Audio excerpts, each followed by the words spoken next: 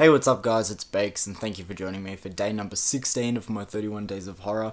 Today I decided to go with a movie that sat on my shelf and I've never seen it before. It was day number 11 that I watched Alien 3 and I thought it was a movie I had seen, but a lot of it was unfamiliar to me, so I'm like, I know there's another film in the Alien franchise that I haven't checked out, and that was Prometheus, and I was actually pretty interested in seeing how it tied together, so today's movie is Prometheus. Now, before I get into my thoughts of this movie, we'll quickly go through the plot. So obviously, with majority of the Alien franchise, this movie takes place in the future. Don't tell me to give you an exact year because I do not remember.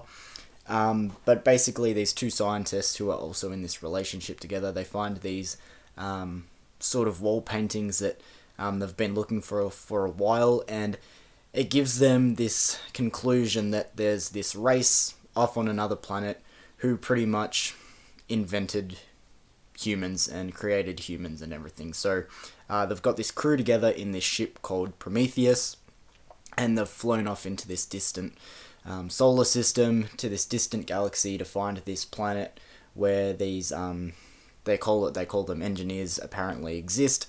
And yeah, that's pretty much the story of it there. So let's get into my thoughts of 2012's Prometheus. So as I said in my intro, this is a movie that I hadn't seen before, but I was pleasantly surprised with how many familiar faces were in this one.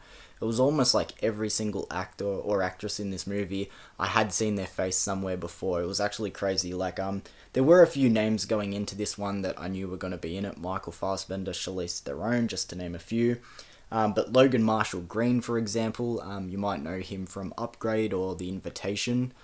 He's the actor that looks exactly like Tom Hardy. Idris Elba was in this one, Guy Pearce, the guy who plays Wong in the MCU, I think his name is actually Benedict Wong, he was in this movie, but the one actress that I want to take note of is Noomi Rapace. I hope I'm saying her name right, that's her there on the front. You might know her from a film like Lamb.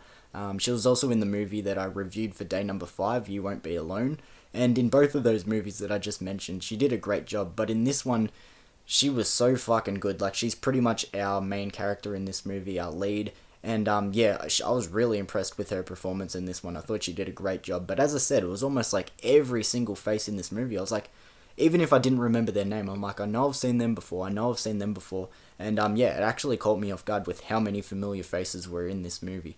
Now, I have spoken about on my channel plenty of times before how sci-fi horror can be very hit and miss with me. There are sci-fi horror movies that I think are great, like one of my favourites of all time is The Fly, for example. But when sci-fi horror starts going into outer space and leaning into like cosmic territory, that's where I start to sort of lose a bit of interest. And that's why watching this movie, I felt like it was a little bit wavy for me. I feel like for majority of the runtime, I was pretty invested and pretty interested. But when it starts getting into like, space mumbo jumbo and they're fucking talking about, galaxies and all that, I don't know, I was sort of fading a little bit out of it. Honestly, a lot of this runtime, I was waiting to see where it ties into the Alien universe, and for those who haven't seen this movie and are maybe wondering, there isn't actually a lot to do with the Alien universe. I mean, there are beats that are very typical to the Alien franchise, obviously being in outer space and the sci-fi elements, the creatures, because there are plenty of creatures in this movie. They use the pods from the original Alien movie.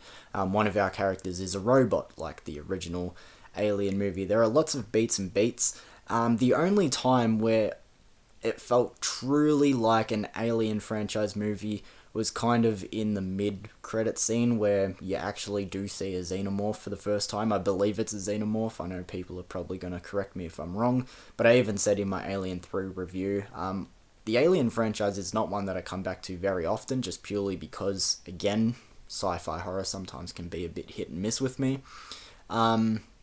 But I do like the first Alien movie, I like Alien 2, and I do like Alien 3, so sometimes, you just don't always come back to movies. But either way, I thought this one was alright. I'm going to sort of wrap it up now, keep it a shorter review.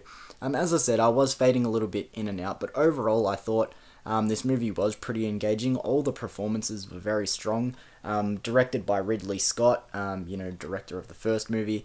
This movie, I see a lot of people talking about this one, saying that it's one of the better installments in the Alien franchise, especially later on. I'm going to give Prometheus a 7 out of 10.